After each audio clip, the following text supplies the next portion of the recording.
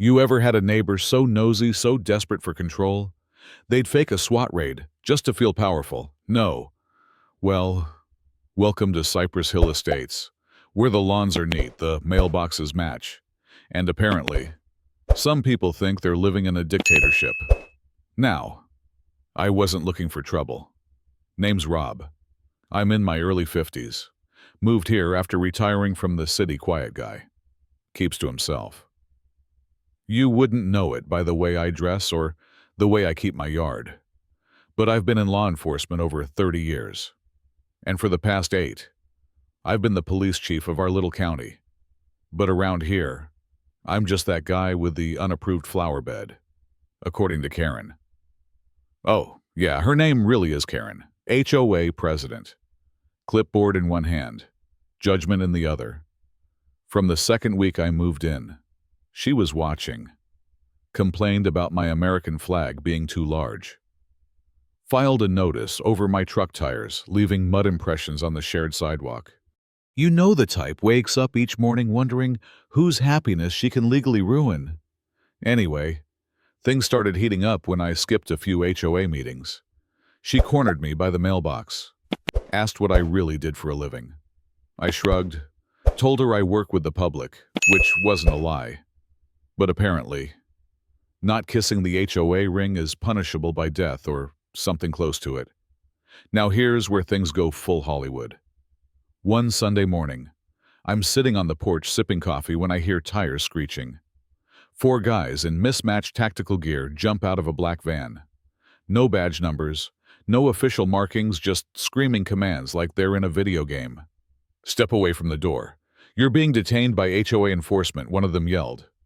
I almost spit my coffee. HOA what now? But I didn't panic. I stood up real slow, hands where they could see, and said, Boys, you sure you want to go through with this? One of them stepped forward, tried to shove me down, then paused when he saw the security camera blinking above the door. See? I'd been expecting something like this. Karen's threats had gotten bolder, more unhinged. So I set up motion sensors, cams, and a silent alarm wired straight to the sheriff's office. Within 5 minutes, 3 squad cars pulled up. One of the impostors tried to run bad move. He got tased into next week by Officer Ramos, a rookie who still apologizes for it. Even though I bought him lunch after.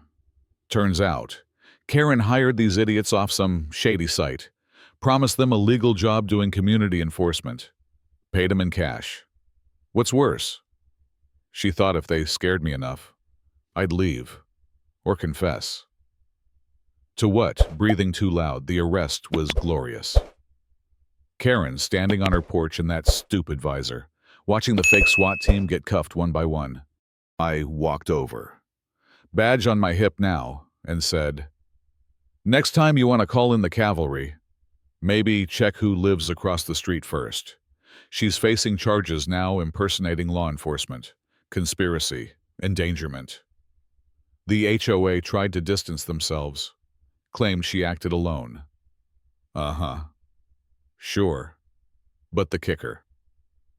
A few weeks later, the board quietly resigned, replaced by actual reasonable folks. Imagine that. And me, I'm still here. Still sipping coffee, still mowing my lawn. Only now, the neighbors wave first. Funny how power shifts when truth shows up in uniform. Right. But here's the question, if someone like Karen can abuse that much fake authority, how many real ones are doing the same behind closed doors? Drop a comment. I want to know, when does neighborhood pride turn into tyranny? And what would you have done if you were me? Don't forget to like, share, and subscribe. Justice tastes better with coffee.